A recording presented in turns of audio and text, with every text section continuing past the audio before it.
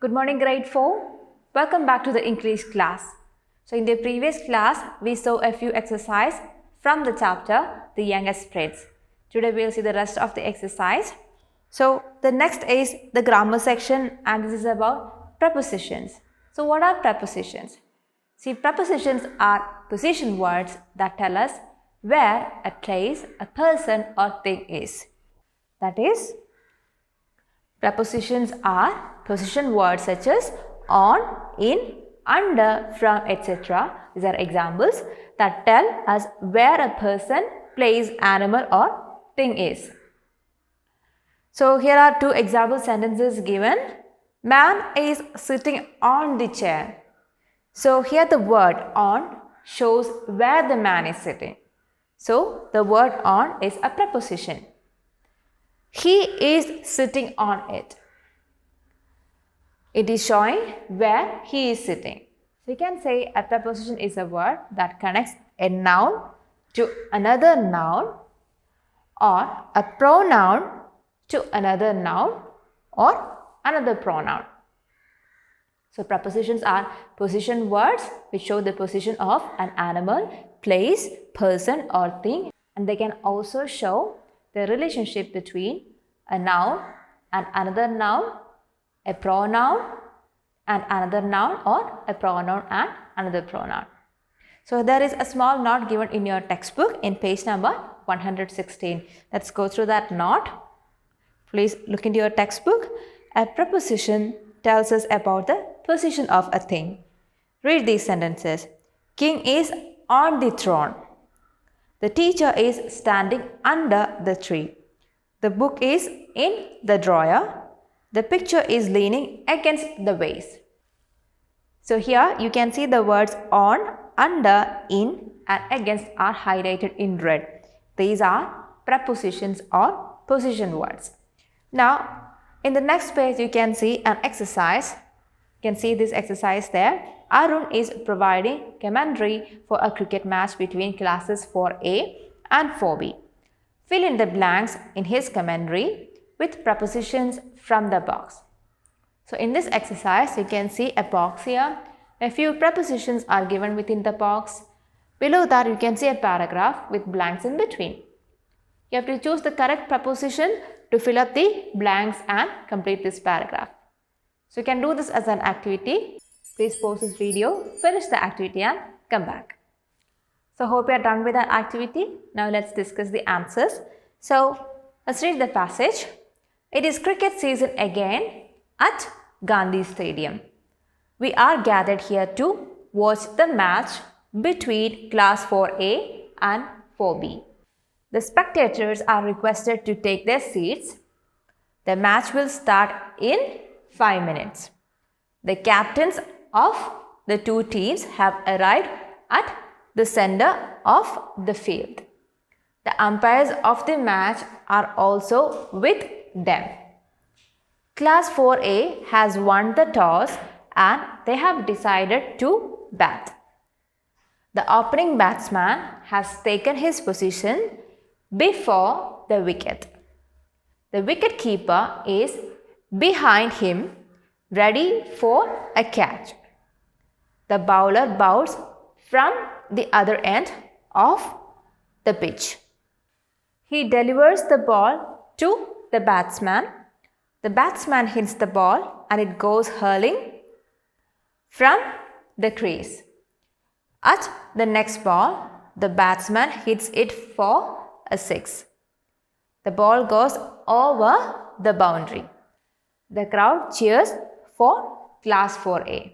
So I hope you got all the answers correct. Now let's move on to the next part. Here you can see a small note is given in your textbook.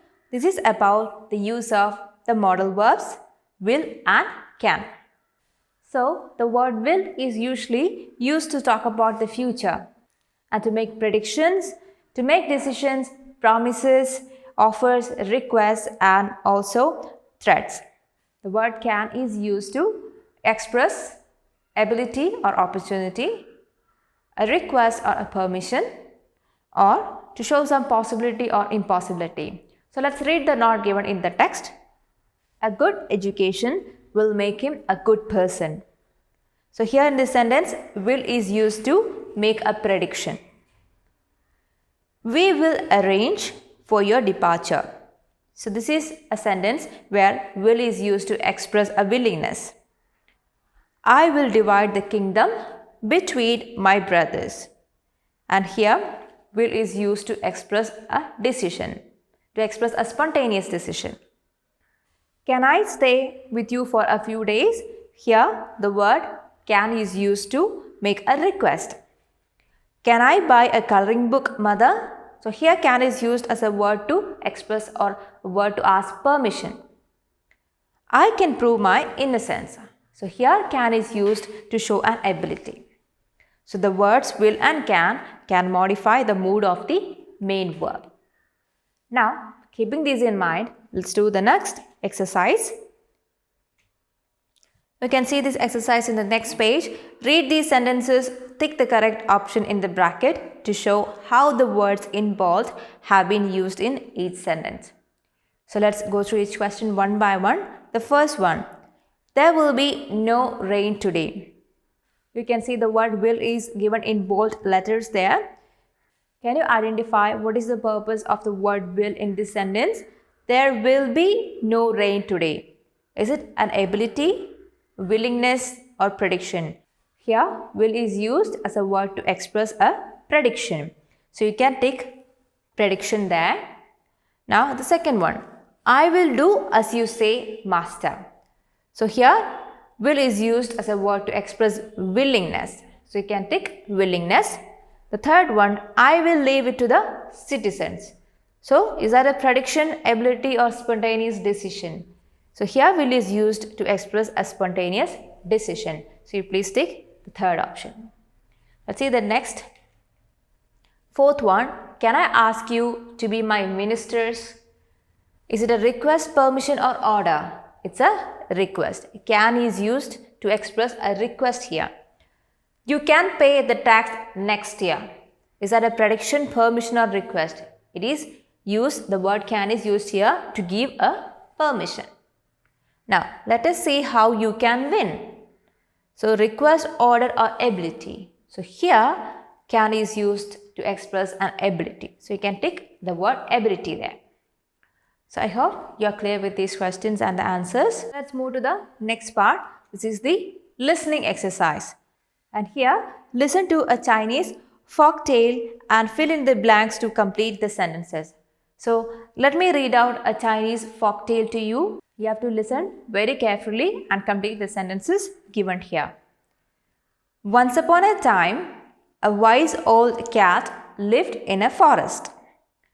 She was known as a great teacher, for she had taught many creatures around her to live by their wits. The tiger also wanted to learn some skills from the cat. However, the cat did not trust the tiger and hence refused to teach him. She feared that the tiger will eat her. But the tiger insisted on learning tricks from her. Once the tiger had learned everything, he turned against his master. The wise cat jumped on a tree to save herself. Thankfully, she had not taught the tiger to climb trees. So I hope you liked the story and you were able to complete the sentences given here. Let's see the answers. The first one, once upon a time, a wise old cat lived in a forest. The tiger wanted to learn some skills from the wise cat. The cat did not trust the tiger at all. She feared that the tiger will eat her. Once the tiger learned everything, he turned against his master. The wise old cat jumped onto the tree and saved herself. So I hope you got all the answers correct. Now let's move on to the next part. This is the writing exercise. This is about story writing. Write a short story about a teacher who teaches humility and kindness to his students. So in this page, you can see the instructions to write a short story. So here, what you see is called a flow chart. It is a step-by-step procedure to write the short story. So what is the first step? You have to find a title or name of your story. Then you have to set the characters. Characters means who are the main people in your story. So now that you know the characters, you should know the plot or main idea of the story, which means what is your story about. The next is setting. It means where does your story open? If it is a room, a beach or a palace. Setting means where the story is happening. Now the next is beginning of the story. How will you begin your story? That's called the beginning. Then the next is the body. This is the main part of your story. Then is the high point, which is the most important event in your story. So the most important event in the story is called the high point. Then effects, which means the result of the main event. Then conclusion. How are you going to end your story? That is the conclusion part. So once you have a clear idea of all these, you will be ready to start writing the short story. So you can do this as a homework. You can write a short story about a teacher who teaches humility and kindness to his students, just like the wise teacher of Prince Gamini. A sample story is given in the next page, page number 120, and you can write the short story in your notebook. So once you have written, you can take a picture and send us to Teams.